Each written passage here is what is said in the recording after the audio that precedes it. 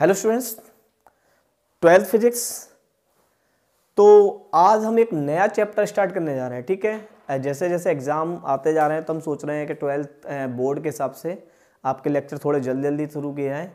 तो हम अब आपके वीडियो को दो चैप्टरों को एक साथ लेकर चलेंगे। तो एक EMI चल रहा है हमारा, ठीक है, उसमें सेल्फ इंडक्टेंस हो चुका है और म्यूचुअल इंडक्टेंस उसकी एक दो वीडियो और आनी है, वो कंप्लीट हो जाएगा।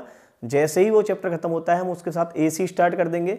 और हम एक और न्यू चैप्टर स्टार्ट कर रहे हैं। बच्चों की डिमांड थी कि सर थोड़ा रे ऑप्टिक्स को भी चला दें। ठीक है, तो ऑप्टिक्स आपको पता ही है कि ऑप्टिक्स बहुत ही इंपॉर्टेंट चैप्टर है। और अगर हम समझे तो ट्वेल्थ फिजिक्स में जो उसका वेटेज है, आपको CBSE बोर्ड्स के अकॉर्डिंग चाहिए तो वो भी वेटेज आपको पता है, 15 मार्क्स का वेटेज है, 14 to 15 मार्क्स। और कॉम्पिटेटिव एग्जाम में जाएंगे तो भी बहुत ही इंपॉर्टेंट कंसेप्ट है उसका, और एक बहुत ही लेंथी चैप्टर है तो उसमें भी टाइम लगेगा। तो हम उसको भी साथ में लेकर चलते हैं।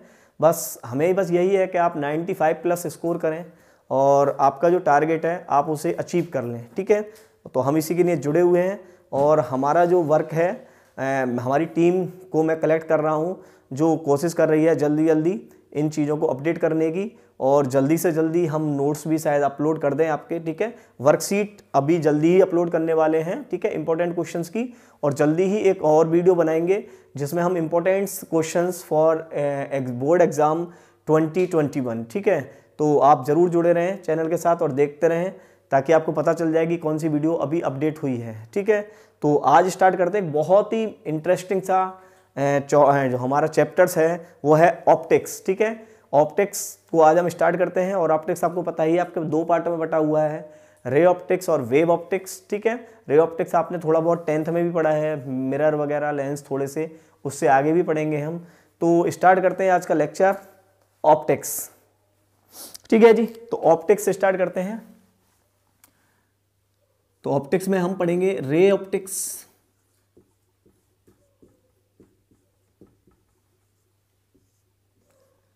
ठीक है। और हमारे जो लेक्चर होते हैं, मैंने बताया हमारी कोशिश यही है कि लेक्चर आपको एकेडमिक में और कॉम्पिटेटिव दोनों में हेल्प करें। तो हमारी कोशिश यही है और धीरे धीरे हम इम्प्रूव कर रहे हैं उसमें कि कॉम्पिटेटिव का लेवल भी बढ़ा रहे हैं। तो जहाँ आपको बताते जाते हैं कि एकेडमिक के लिए ये चीज़ इंपॉर्टेंट है और कॉम्पिटेटिव के लिए ये इंपॉर्टेंट है। ठीक है, तो रे ऑप्टिक्स का मतलब क्या होता है? Study of light. तो अगर हम स्टडी ऑफ लाइट बोलें,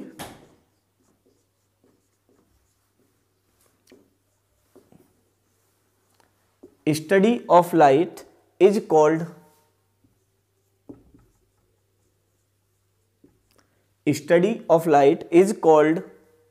एज ऑप्टिक्स। ठीक है, ऑप्टिक्स को बोलते हैं हम लाइट की स्टडी करना। ठीक है, study of light is called as optics. यानी ऑप्टिक्स किसको बोलते हैं? ऑप्टिक्स बोलते हैं हम जब भी हम लाइट की स्टडी को करेंगे। ठीक है, लाइट की स्टडी करेंगे तो हम किस में करेंगे? ऑप्टिक्स में करेंगे। तो लाइट है क्या रियलिटी में? लाइट, देखिए लाइट है क्या? तो जो लाइट है, light is the part of electromagnetic spectrum.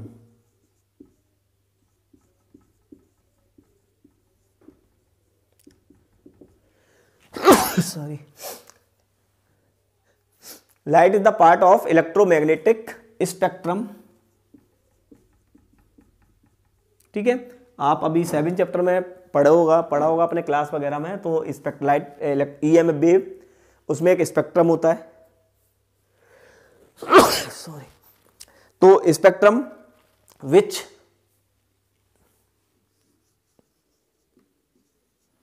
Helps to see object.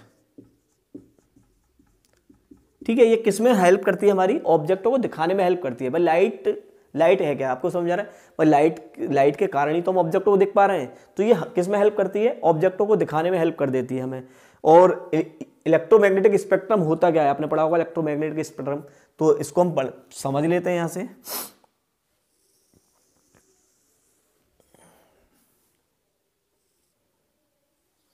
तो इलेक्ट्रोमैग्नेटिक स्पेक्ट्रम, ठीक है, ऐसे बना लेते हैं। उसके बाद जब हम उस चैप्टर को पढ़ेंगे तो उसमें और बता देंगे हम डिटेल से। तो इधर होती है हमारी गामा रेस,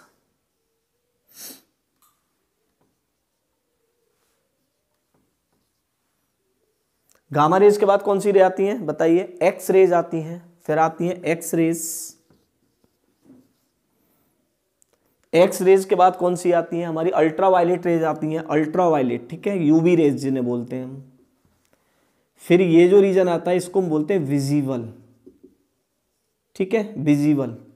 और इसके बाद कौन सी शुरू हो जाती है आपको पता हो? इसके बाद शुरू हो जाती है इंफ्रारेड, ठीक है, इंफ्रारेड।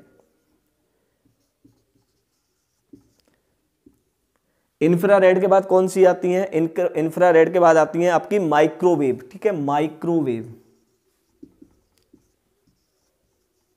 और इसके बाद कौन सी आती है? Radio wave. इसके बाद आ जाती हैं रेडियो वेव, ठीक है। तो ये स्पेक्ट्रम है इलेक्ट्रोमैग्नेटिक का। तो देखिए इसमें इस साइड में होती है gamma rays, x ray, UV rays, visible, infrared, microwave और रेडियो वेव, ठीक है।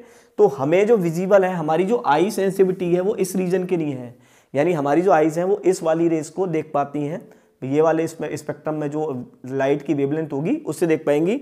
और ये जो वेवलेंथ होती है ये करीब आप समझ सकते हैं ये होती है हमारी 4000 एंगस्ट्रॉम टू 7800 एंगस्ट्रॉम, ठीक है, लगभग इतनी इसकी वेवलेंथ होती है।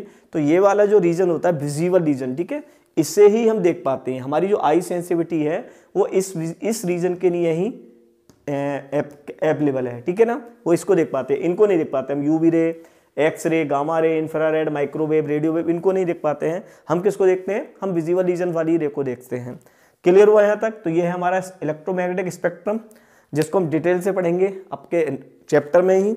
यहाँ थोड़ा सा एक्सप्लेन किया था हमने। चलिए जी आगे पढ़ते हैं हम इसमें, अब स्टार्ट करते हैं इसके आगे के।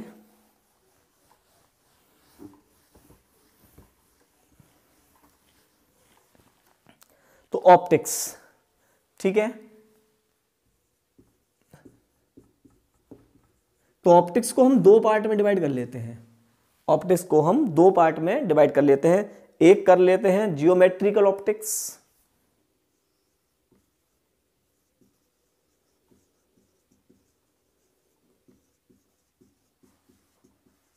और एक पढ़ लेते हैं हम वेव ऑप्टिक्स, ठीक है। इसको दो पार्ट में पढ़ेंगे, एक पढ़ेंगे जियोमेट्रिकल और एक पढ़ेंगे वेव ऑप्टिक्स में। कैसे पढ़ना है? जियोमेट्रिकल ऑप्टिक्स क्या होता है? इसको ही हम बोलते हैं रे ऑप्टिक्स, ठीक है, इसी को बोलते हैं हम रे ऑप्टिक्स। रे ऑप्टिक्स में क्या स्टडी करते हैं हम? तो इसमें जो डायमेंशन ऑफ ऑब्जेक्ट होते हैं, ठीक है, जिन ऑब्जेक्टों की हमें स्टडी करनी है, तो हम बोल सकते हैं dimension of object, dimension of object very large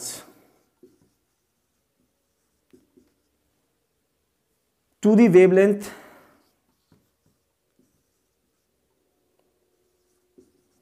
of light, ठीक है। लाइट की वेवलेंथ से ये बहुत बड़े ऑब्जेक्ट होते हैं, उनकी स्टडी करते हैं। तो इसमें आप पता है आपको क्या क्या पढ़ते हैं? मिरर पढ़ते हैं इसमें हम, लेंस पढ़ते हैं, प्रिज्म पढ़ेंगे इसमें हम, ठीक है, लेंस पढ़ेंगे, प्रिज्म पढ़ेंगे, टेलीस्कोप पढ़ेंगे इसमें हम, ठीक है। तो ये चीज की स्टडी करेंगे हम, टेलीस्कोप पढ़ेंगे, ठीक है। और वेव ऑप्टिक्स क्या होता है? ये बहुत ही स्मॉल अपर्चर की होती है, ठीक है, वेवलेंथ, लाइट की वेवलेंथ के लगभग 800 और उससे छोटी होती है, बहुत ही वेरी स्मॉल अपर्चर।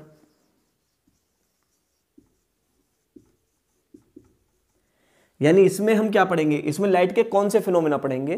तो इसमें हम लाइट के फिनोमेना पढ़ेंगे इंटरफ्रेंस, डिफ्रैक्शन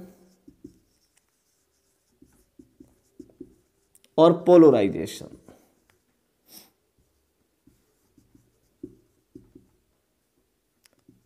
ठीक है। तो हम लाइट के ये फिनोमेना इधर पढ़ेंगे, इंटरफ्रेंस, डिफ्रैक्शन, पोलराइजेशन। और यहां पर जो हम पढ़ते हैं वो पढ़ते हैं हम, आपको पता है, इसमें पढ़ेंगे रिफ्लेक्शन और रिफ्रैक्शन, ठीक है। मोस्टली पार्ट हमारा होगा इसमें रिफ्लेक्शन और रिफ्रैक्शन, और बाद में आएंगे इंटरफ्रेंस, डिफ्रैक्शन और पोलराइजेशन, ठीक है। तो ये बाइफरकेट है कि हमें क्या पढ़ना है इस चैप्टर में। क्लियर हुआ? भाई रे ऑप्टिक्स में क्या पढ़ोगे? रे ऑप्टिक्स में हम पढ़ेंगे लेंस पढ़ेंगे, मिरर पढ़ेंगे, प्रिज्म पढ़ेंगे, टेलीस्कोप पढ़ेंगे, रिफ्लेक्शन पढ़ेंगे, इनका रिफ्रैक्शन पढ़ेंगे कैसे कैसे करते हैं। और इसमें हम क्या पढ़ेंगे? इसमें पढ़ेंगे हम इंटरफेरेंस पढ़ेंगे, डिफ्रैक्शन पढ़ेंगे और पोलराइजेशन पढ़ेंगे, ठीक है, लाइट का पोलराइजेशन क्या होता है। तो क्लियर हुआ बाइफरकेट कैसे पढ़ना है ऑप्टिक्स को। चलिए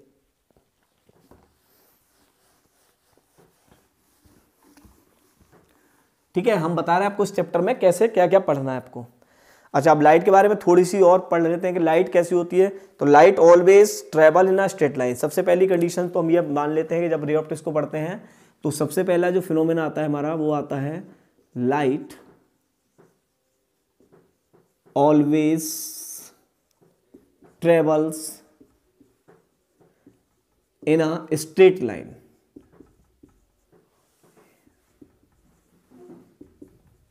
भाई लाइट कैसी चलती है? लाइट स्ट्रेट लाइन चलती है, ठीक है। और पाथ ऑफ लाइट को क्या बोलते हैं? पाथ ऑफ लाइट को बोलते हैं हम रे। Path of light is called रे, ठीक है। पाथ ऑफ लाइट को क्या बोलते हैं? यानी एक लाइट का जो पाथ बनता है उसे हम बोलते हैं रे। और जब बंडल्स ऑफ रेज हो जाए, एक ही जगह बंडल्स ऑफ रे हो जाए, बंडल्स ऑफ रेज, ठीक है, जहां बहुत सारी रे आ जाए उसको बोलते हैं बीम ऑफ लाइट। क्या बोलते हैं? बीम ऑफ लाइट, ठीक है। तो एक सिंगल लाइट का पाथ है उसको बोलते हैं रे, जब बंडल्स ऑफ रे हो जाए तो उसको बोलते हैं बीम ऑफ लाइट। क्लियर हुआ यहां तक? तो स्टार्ट करते हैं आगे का। ये हमारा थोड़ा सा कंसेप्ट था कि लाइट क्या है, क्या पढ़ना है, ऑप्टिक्स क्या है, वेव ऑप्टिक्स क्या है, रे ऑप्टिक्स में हमें क्या क्या स्टडी करेंगे, वेव और वेव ऑप्टिक्स में क्या स्टडी करना है, लाइट कैसे मूव करती है और पाथ किसे बोलते हैं, इसको रे किसे बोलते हैं, ठीक है। तो स्टार्ट करते हैं आज का और इसके आगे का चैप्टर जिसे बोलेंगे हम रिफ्लेक्शन। तो हमें इस रिफ्लेक्शन से ही पढ़ना पड़ेगा। तो स्टार्ट करते हैं। What is reflection? रिफ्लेक्शन होता क्या है, क्या लॉ ऑफ रिफ्लेक्शन होते हैं? बहुत सिंपल सिंपल सा टर्म है, ठीक है, जो आप पढ़ भी चुके हो।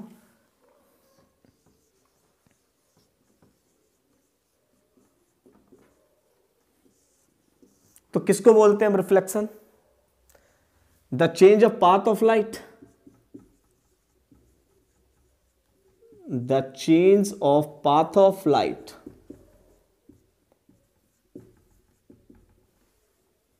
The change of path of light without change of medium, ठीक है, without change of medium.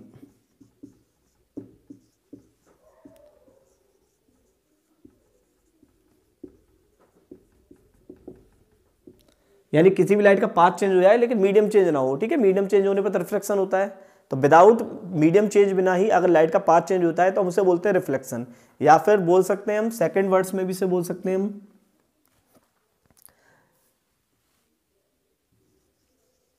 when a light strike on a surface and bounce back, जब लाइट किसी सरफेस से टकराए और बाउंस बैक हो जाए, ठीक है, बाउंस बैक, चेंज पाथ, तो उसको भी हम क्या बोलते हैं? उसको भी हम रिफ्लेक्शन बोलते हैं। तो ठीक है, नंबर ऑफ डेफिनेशंस हो सकती हैं। तो लाइट का पाथ चेंज होना है, वो किसी सरफेस से स्ट्राइक करे, स्ट्राइक करने के बाद पाथ चेंज हो जाए, या फिर light without change of medium, जब भी बोलेंगे भाई स्ट्राइक उसी मीडियम में वापस आ जाना है उसे, तो उसको बोलते हैं रिफ्लेक्शन। क्या होता है कि सपोज करो कोई सरफेस ले लें हम और इस पर कोई रे ऑफ लाइट आए, ये बना लीजिए नॉर्मल। तो सपोज करो ये ray of light I, this is the ray of light.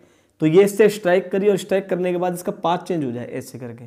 तो इस प्रोसेस को, इस फिनोमेना को क्या बोलते हैं? इस फिनोमेना को बोलते हैं रिफ्लेक्शन, ठीक है।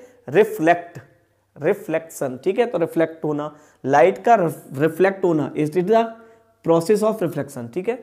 एक और डेफिनेशन हो गई, रिफ्लेक्टिंग ऑफ लाइट, ठीक है, उसी को हम क्या बोलते हैं? रिफ्लेक्शन।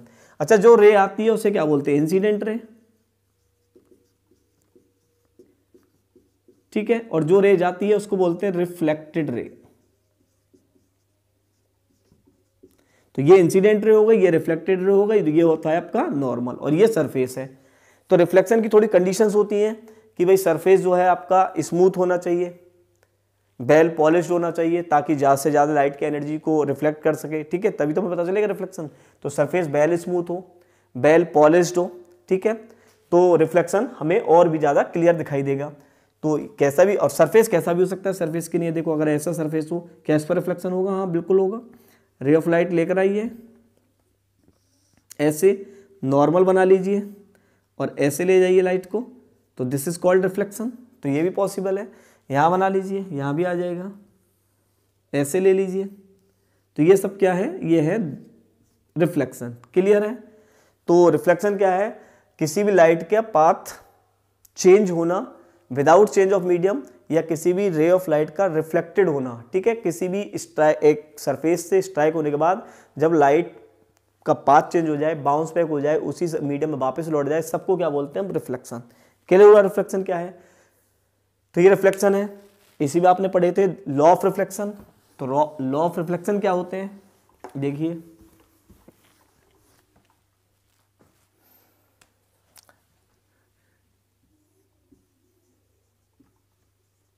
लॉज ऑफ रिफ्लेक्शन,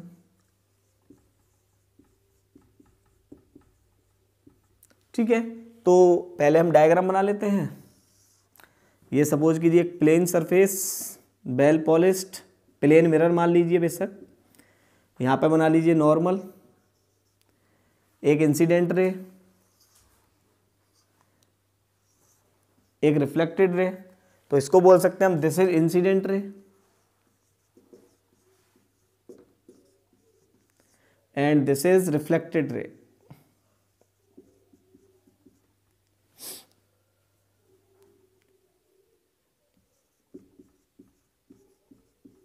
ठीक है, ये नॉर्मल, जो नॉर्मल के साथ एंगल बनता है उसे बोलते हैं एंगल ऑफ इंसिडेंस। ठीक है, और जो नॉर्मल रिफ्लेक्शन के साथ बनाता है उसे बोलते हैं एंगल ऑफ रिफ्लेक्शन। क्लियर हुआ?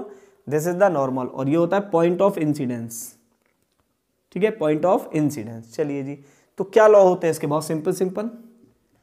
एक लॉ होता है incident ray, reflected ray, normal are all lie in a same plane. देखिए ये सब एक ही प्लेन में है।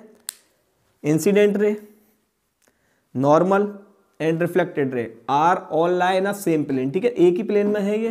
तो हम लिख सकते हैं incident ray,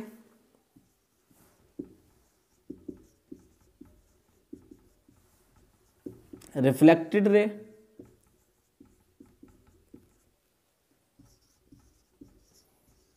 and normal are all lie in a same plane. ठीक है, incident ray, reflected ray, normal are all lie in a same plane. First law. Second क्या होता है? Angle of incidence is equal to angle of reflection. Angle of incidence is equal to angle of reflection.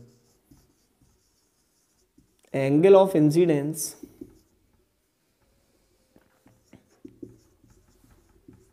Equal to angle of reflection. Clear हुआ? यानी हम बोल सकते हैं angle I is equal to angle R. हम इसको hermit principal से prove भी कर सकते हैं, लेकिन अभी हमारे इसमें लेक्चर में है नहीं। अगर आप बोलोगे तो इसे हर्मेट प्रिंसिपल से प्रूव भी करके दिखा देंगे हम कि एंगल आई आर के ही इक्वल होता है। ठीक है, तो यहां पर पड़ा angle of incidence equal to angle of reflection. तो this is the two law. Incident ray, reflected ray and normal are all lie in a same plane and angle of incidence is equal to angle of reflection. Clear हुआ यहां तक? अच्छा, इसमें जो होता है देखिए, ये रे आई है और ये टकराकर ऐसे चली गई है। ठीक है, तो इसको बोल दिया इंसिडेंट रे और इसको बोल दिया रिफ्लेक्टेड रे। नॉर्मल के साथ जो एंगल बना इसे बोलते हैं एंगल ऑफ इंसिडेंस और इसे बोलते हैं एंगल ऑफ रिफ्लेक्शन। ठीक है, अब जो पाथ है उसका पाथ चेंज होता है। सपोज करो कि कोई रे है, वो नॉर्मल से ही आए तो वो नॉर्मल से ही वापस लौटेगी। ठीक है, तो यहां पर आपको समझ में आ रहा है, इसको हम बोलते हैं नॉर्मल इंसिडेंस केस। यानी अगर कोई इंसिडेंट रे नॉर्मल से आती है, यानी परपेंडिकुलर, ठीक है, ऐसे करके सरफेस के, तो ये ऐसी ही सेम पाथ से निकल जाएगी, और इस वाले केस को बोलते हैं नॉर्मल इंसिडेंस केस। ठीक है, इसमें एंगल आई और एंगल आर के बीच में एंगल कितना है? 0। भाई आई और आर के बीच में एंगल 0 है, तो इसको बोल देते हैं हम कि नॉर्मल इंसिडेंस।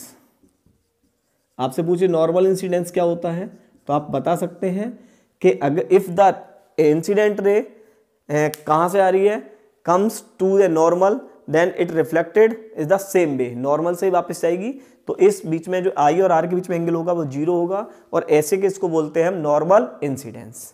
क्लियर हुआ रिफ्लेक्शन क्या होता है? चलिए आगे बढ़ते हैं इससे।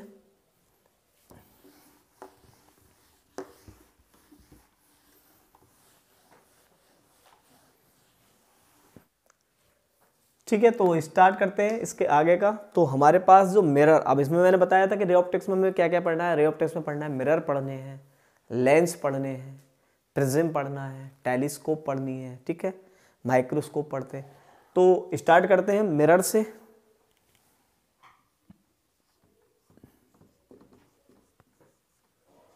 मिरर, तो हमारे पास मिरर कितने टाइप के होते हैं? हमारे पास मिरर दो टाइप के होते हैं, ठीक है, एक प्लेन मिरर और एक स्फेरिकल मिरर।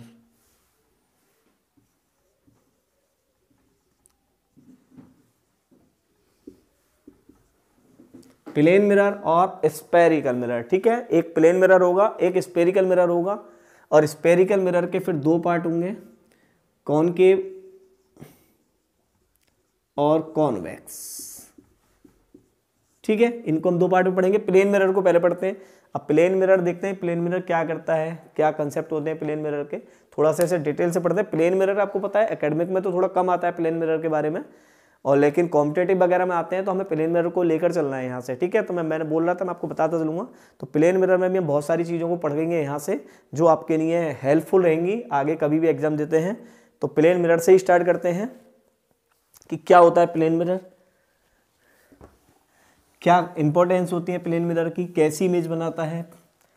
तो इससे पहले अगर हम थोड़ा और समझ लें प्लेन मिरर से पहले, तो हमारे पास इमेज होती हैं भाई, ये जो इमेज बनाएंगे दोनों, तो इमेज को भी हम दो पार्टों में बांट लेते हैं, एक रियल और एक वर्चुअल।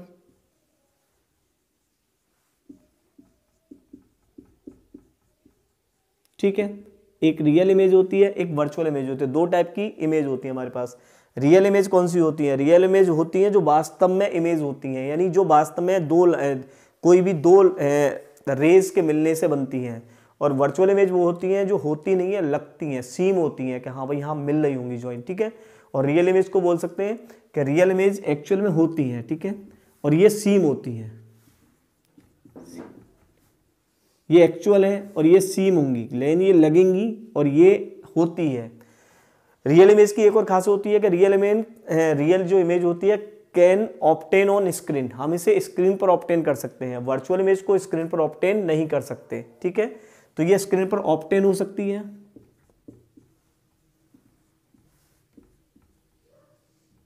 और ये नॉट ऑब्टेन। एक और इंपॉर्टेंस बात है कि जो रियल इमेज होती है वो ऑलवेज इन्वर्टेड ही बनती है, ठीक है। रियल इमेज की एक और इंपॉर्टेंट होती है कि इन्वर्टेड ही होती है, ये इन्वर्टेड समझ रहे हो ना। और ये जो इमेज होती है ये ऑलवेज इरेक्ट बनती है, तो ये भी इनकी इंपॉर्टेंस है कि ये इरेक्ट बनती है। यानी सपोज करो ये कोई प्रिंसिपल एक्सिस है, अगर इसके नीचे ऐसे इमेज बनी हुई है और एक ऐसे बनी हुई है, तो आपसे पूछे इसमें से कौन सी रियल है और कौन सी वर्चुअल है, तो आप तुरंत बता देंगे कि ये है रियल और ये है वर्चुअल, ठीक है। ये रियल है, ये वर्चुअल है, यानी ये इन्वर्टेड बनी हुई है और ये इरेक्ट बनी हुई है, ठीक है। तो क्लियर हुआ थोड़ा इमेज क्या होती है। तो इमेज दो टाइप की होती है, रियल और virtual, clear. Real image actual meet करने से बनती है और वर्चुअल सीम होती हैं, मतलब लगेगा कि हमें बन रही हैं ऐसी। इनको हम स्क्रीन पर ऑब्टेन कर सकते हैं, इनको हम स्क्रीन पर ऑब्टेन नहीं कर सकते। ये होती है इन्वर्टेड और ये होती है इरेक्ट। क्लियर हुआ? चलिए, इमेज के बारे में भी आपको क्लियर हो गया।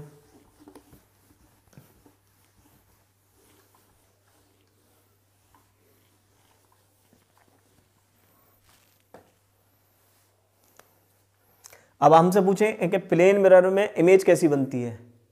प्लेन मिरर में अगर हम इमेज बनाते हैं तो रियल बनती है, वर्चुअल बनती है। तो प्लेन मिरर में आपको पता है कि प्लेन मिरर में जैसे हम होते हैं ऐसे दिखाई पड़ते हैं कि इन्वर्टेड दिखाई पड़ते हैं। भाई इरेक्ट होते हैं, इरेक्ट ही दिखाई पड़ते हैं हम। तो प्लेन मिरर में कैसी इमेज बनेगी? वर्चुअल इमेज बनेगी, बहुत सिंपल।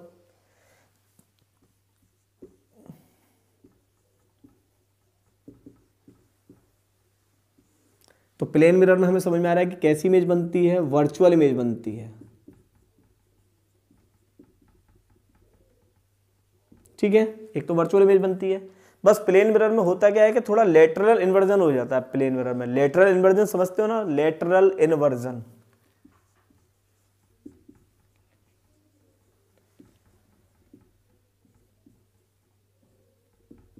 क्या होता है लेटरल इन्वर्जन? लेटरल इन्वर्जन होता है कि right side becomes left side and left side becomes right side. तो ये प्लेन मिरर में होता है कि जो हमारी लेफ्ट साइड होती है वो राइट साइड हो जाती है और जो राइट साइड है वो लेफ्ट साइड दिखाई पड़ती है।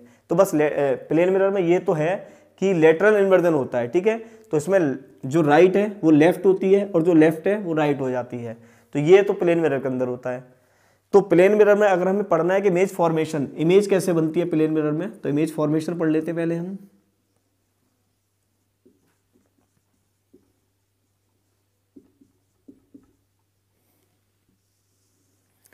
Image formation in plane mirror, ठीक है। प्लेन मिरर ही पढ़ रहे हैं अभी हम।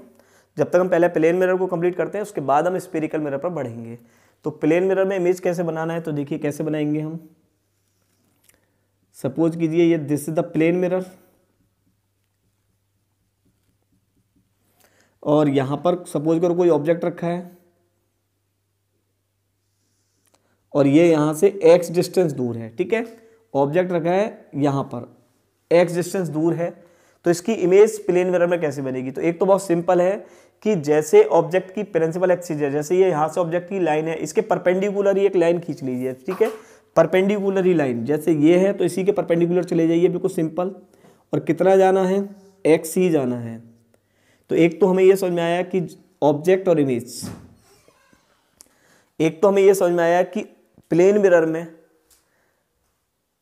जितना ऑब्जेक्ट प्लेन मिरर के इन फ्रंट होता है उसकी इमेज उतनी ही प्लेन मिरर में बनती है, ठीक है। अगर ये x है तो x पर ही बनेगी। तो सिंपल सा मतलब होता है कि प्लेन मिरर में कहीं भी जाएं, अगर x पर है तो x पर एक परपेंडिकुलर लाइन खींच लीजिए, वहां आप इमेज को फॉर्मेट कर लीजिए, इमेज पक्का यहीं बनेगी। अब बनाएंगे कैसे? अब रे ले जाइए, आपको पता है कि कम से कम 2 रे आनी ही चाहिए भाई इमेज को फॉर्मेशन करने के लिए। मिनिमम 2 रेज का मीट करना जरूरी है एक पॉइंट पर। तो एक रे को हम ऐसे लेकर जाएं, ये कौन सी रे है? इंसिडेंट रे। अब देखिए प्लेन मिरर है तो क्या होगा, ये रिफ्लेक्टेड होकर इधर निकल जाएगी भाई, ऐसी निकल जाएगी और ये आपका नॉर्मल हो जाएगा बनाओ। तो अगर हम इस रे को यहाँ से ऑब्जर्वर हो, हमारा यहाँ ऑब्जर्वर हो, तो उसे कैसे लगेगा कि ये रे कहाँ से आ रही है? उसे लगेगा कि भाई ये रे यहाँ से आ रही है, क्योंकि अभी हमने पढ़ा है कि light moves in a straight line, light moves a straight line. तो उसे ऐसा लगेगा कि ये रे कहाँ से आई होगी? ये रे इस पॉइंट से आई है। चलिए तो देखिए इमेज तो बन गई भाई, एक रे ये आ गई, एक ये आ गई मीट। चलो और ले लेते हैं हम, एक रे इधर ले जाइए, दिस इज इंसिडेंट। क्या ये रिफ्लेक्टेड होकर इधर आ जाएगी? यस, ये आपका नॉर्मल हो गया। अब यहाँ अगर ऑब्जर्वर होगा तो उसे कैसे लगेगा? उसे लगेगा कि ये रे तो कहीं पीछे से आ रही होगी, तो ये रे उसे लगेगा कि ये रे यहाँ से आई है। तो यहाँ पर पॉइंट कर गई, तो ये हो गया इमेज फॉर्मेशन।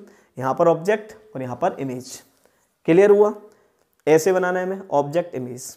अच्छा, अब हमसे कोई ये पूछे भाई प्रूव करो कि सेम डिस्टेंस पर object distance is equal to image distance in plane mirror, ठीक है। तो हम कैसे प्रूव करेंगे? प्रूव करना है हमें, सपोज करो prove that object distance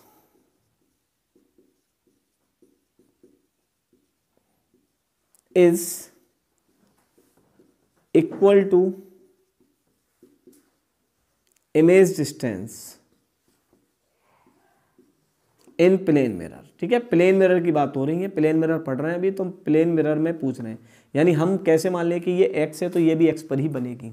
simple है, तो इसे हम प्रूव करना है। तो देखिए हम इसे प्रूव करते हैं। लेट दिस एंगल भी थीटा, वैसे इस एंगल को थीटा ले लें। तो अगर ये थीटा है तो क्या ये भी थीटा होगा?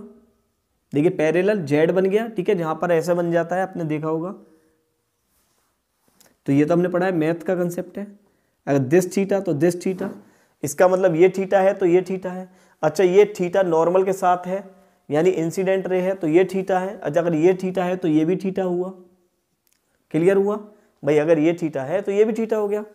सिंपल, चलिए बहुत गुड। अच्छा, अगर ये थीटा है तो ये भी थीटा होगा भाई। स्लोप, स्लोप पर आपको पढ़ा है, ऐसे कोई एंगल ले लें स्लोप पर। तो अगर ये थीटा है और यहाँ भी लें तो ये भी क्या होगा? थीटा। यहाँ भी लें तो ये भी क्या होगा? थीटा। तो ये भी थीटा हो गया। चलिए जी, क्लियर हुआ यहाँ तक? तो ये एंगल थीटा हो गया। चलिए अब आ जाइए इस ट्राइंगल में, इसको हम नाम दे लेते हैं कुछ। ये O, ये I, इसे A दे लीजिए, इसे B रख लीजिए। तो अब आ जाइए, अब हम देखते हैं इसमें और देखिए ये आपके 90 हो गए वैसे भी। तो AOB और AIB, ठीक है, in triangle AOB and AIB,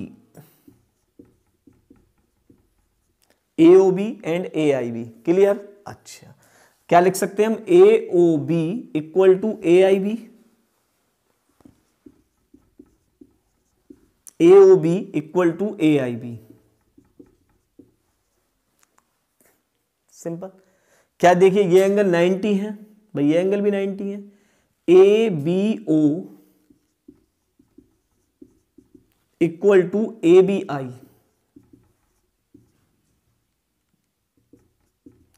each 90, ठीक है। तो ये RHS राइट एंगल थ्योरम भी हो गई। और अगर हम वैसे चाहें तो ABAB देखो दोनों में कॉमन है। तो अगर भाई एक तो ये राइट एंगल थ्योरम है, राइट एंगल थ्योरम से प्रूव हो गया कि दोनों एंगल क्या हैं, दोनों ट्रायंगल क्या है, कॉन्ग्रुएंट्स हैं। और अगर हम वैसे माने तो ASA, ठीक है, तो दो साइडों के बीच से, दो एंगलों के बीच का साइड है, ये कॉमन आ रही है दोनों में, तो ये ऐसे ऐसे हो गया। तो इसका मतलब हम क्या प्रूव कर सकते हैं कि ये दोनों एंगल क्या है, कॉन्ग्रुएंस। तो दोनों ट्रायंगल क्या हुए, कॉन्ग्रुएंस। तो हम बोल सकते हैं AOB कॉन्ग्रुएंस है AIB के, ठीक है, कर सकते हैं AOB कॉन्ग्रुएंस है AIB के। अगर कॉन्ग्रुएंस है तो हमने पढ़ा है CP/CT, हम लिख सकते हैं OB इक्वल टू BI के, OB इक्वल टू BI, ठीक है, किससे, by CP/CT। Congruent part of congruence triangles are always equal. तो हमने प्रूव कर लिया कि object distance is equal to image distance. OB क्या है, ऑब्जेक्ट डिस्टेंस, और BI क्या है, इमेज डिस्टेंस। क्लियर हुआ। तो हमेशा प्लेन मिरर में ऑब्जेक्ट की जो डिस्टेंस होती है उतनी ही दूर पर इमेज बनती है। और कैसे बनाना है, परपेंडिकुलर टू द, परपेंडिकुलर ले लीजिए सीधे से, एक लाइन हो गई, और एक लाइन को हम कहीं से भी लगा सकते हैं। तो ये था image formation of plane mirror. और इसके आगे का कंसेप्ट प्लेन मिरर को मैंने पढ़ाया, हम बहुत डिटेल से पढ़ाएंगे आपको, तो जुड़े रहिए, ठीक है, और स्टडी करते रहिए, ठीक है। ये नहीं सोचना प्लेन मिरर को हम बहुत ही डिटेल से पढ़ने वाले हैं। और उसके बाद इसमें एक भी डाउट नहीं होगा, जब भी हमारे लेक्चर्स खत्म होंगे तो आपको रे एप्टेक्स आपको टिप्स पर याद होगी। तो बस आप जुड़े रहिए हमारे साथ, और चैनल को लाइक और सब्सक्राइब करें और स्टडी करते रहें। All the best.